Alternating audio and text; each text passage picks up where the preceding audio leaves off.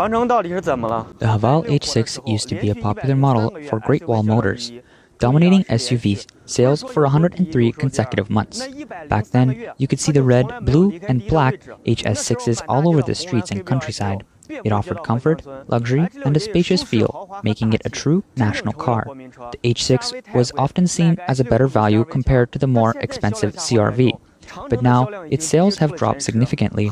In the first 7 months of this year, Haval H6 sales fell out of the top 15.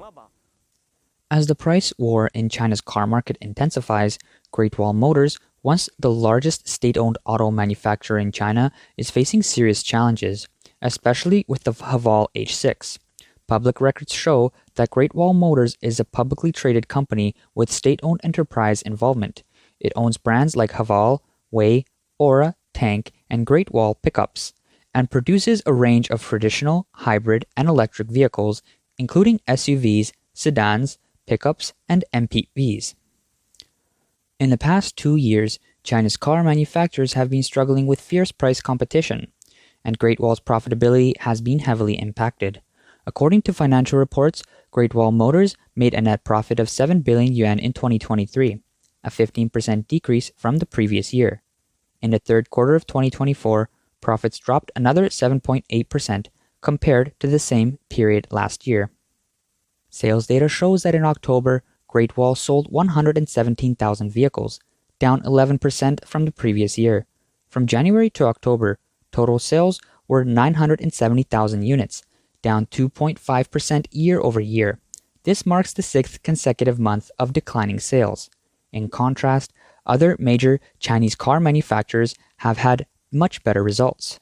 From January to October, companies like Geely, Chang'an, and BYD all sold over 2 million cars each. But Great Wall failed to even reach 1 million. The gap between Great Wall and its competitors is widening. Great Wall's brands include Haval, Aura, and its pickup trucks, and all experiencing a decline in sales. From January to October, sales of Aura dropped by 40%, the highest among the brands. Haval and Great Wall pickups saw decreases of 15% and 14.7% respectively. Great Wall's goal for 2024 was to sell 1.9 million vehicles, but by the end of October, they had only sold 976,000, which is just 51% off their target. Some industry experts believe that Great Wall set its sales target too high, which may hurt employee morale. With domestic sales declining, Great Wall is also looking to expand overseas. In 2022, around 20% of its revenue came from international markets, but by the first half of 2024, that figure had risen to 40%. The company has also faced a significant loss of talent in recent years. Several top executives have left, including former President Wang Fengying, who joined XPeng Motors, and the general manager of the Aura and SAR brands, Wen Fei, who left in May 2023. Other departures included the CEO of the Wei brand and the public relations chief. As Great Wall's performance continues to slide, several former employees have reported that the company has been engaging in malicious layoffs, such as forced job transfers and salary reductions. According to their annual report, Great Wall reduced its workforce by over 5,400 employees in 2023 and the first half of 2024.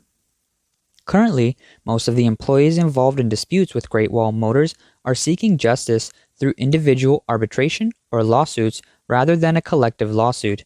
This is because the reason for their layoffs vary, and each person has had a different type of contract.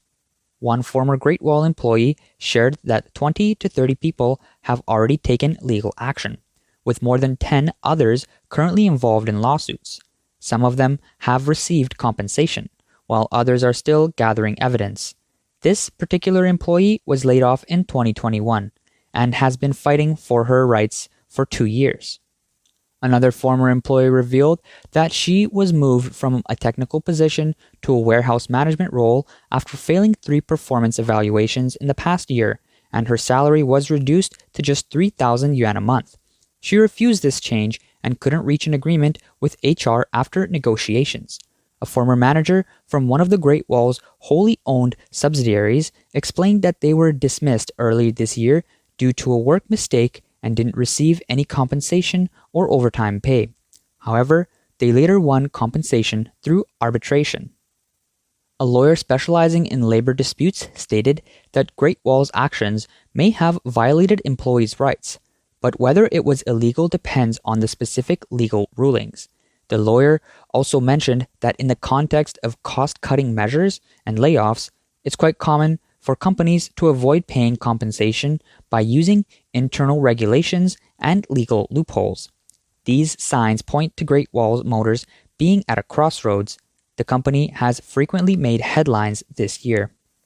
For example, on August 20th, it was reported that Great Wall Motors was placed on the latest Supplier blacklist by the Southern Power Grid due to serious breach of trust. As a result, the company was banned from bidding on contracts for 2 years. In response, Great Wall Motors explained that the issue was a work oversight.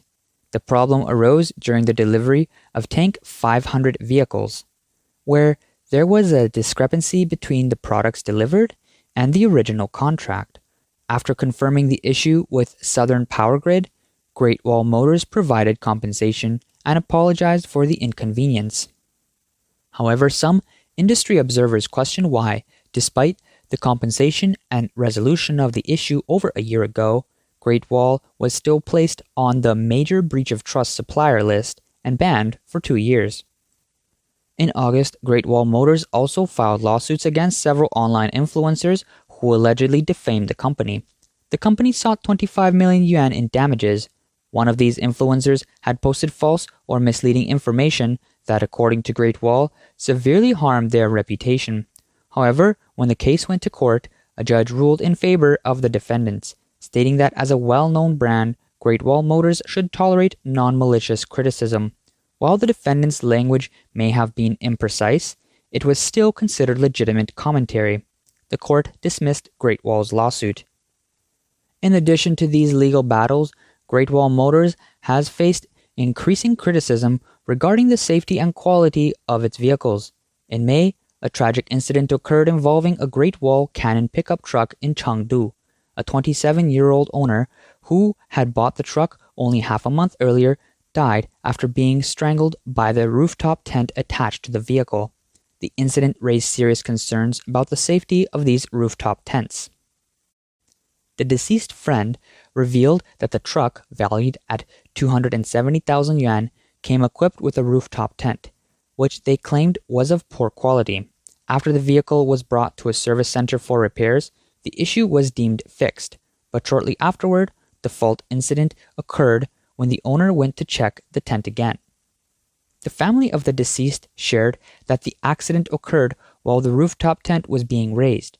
The tent had 2 layers and can extend upward like a 2-story building. The victim, Yang, worried that the cover of the tent was not secure, decided to climb up and check it, stretching his head into the second layer without actually going up. Unfortunately, he got stuck in the process. When the victim realized he couldn't free himself, he tried to use the remote control for the tent, but it didn't work. In a panic, he called for help. Several workers nearby rushed over, but they were unable to pry open the metal rods and were trapping him. In the end, they had to use a manual saw to cut through the rods and free him, but despite efforts to revive him, Yang could not be saved and tragically passed away.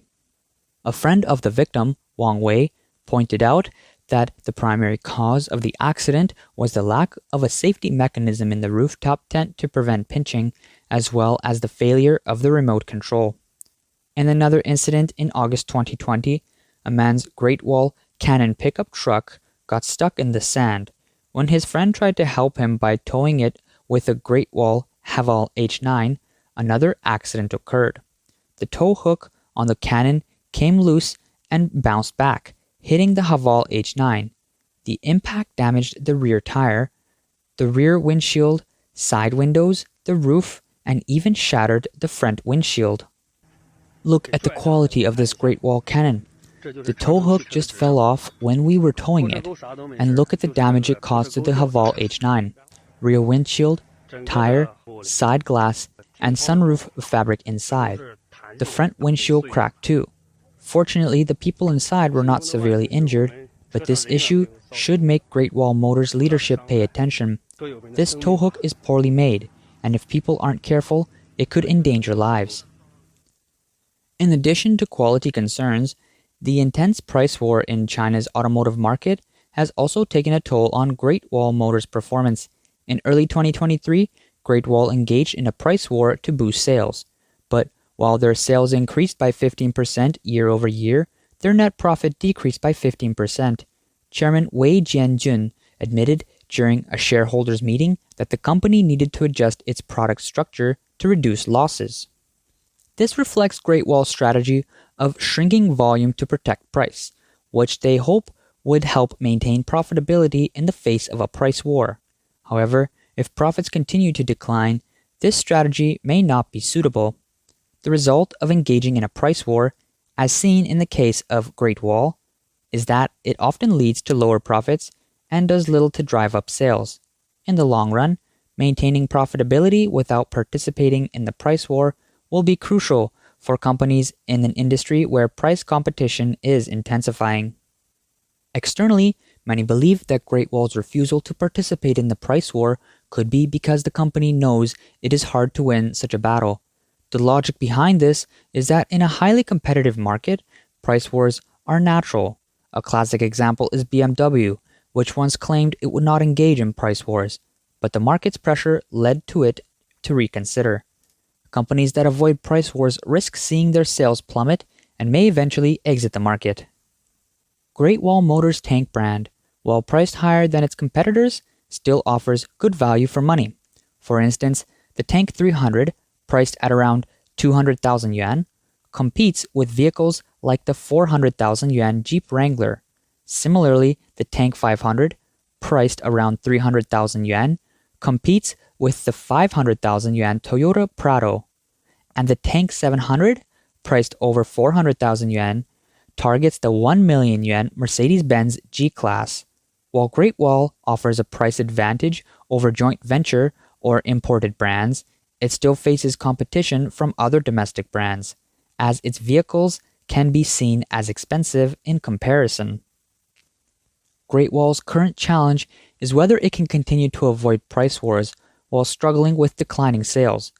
If the company's sales continue to falter, it may eventually be forced to follow the same path as BMW or other automakers that have had to adjust their strategies under pressure. Only time will tell if Great Wall can hold its ground without engaging in price wars.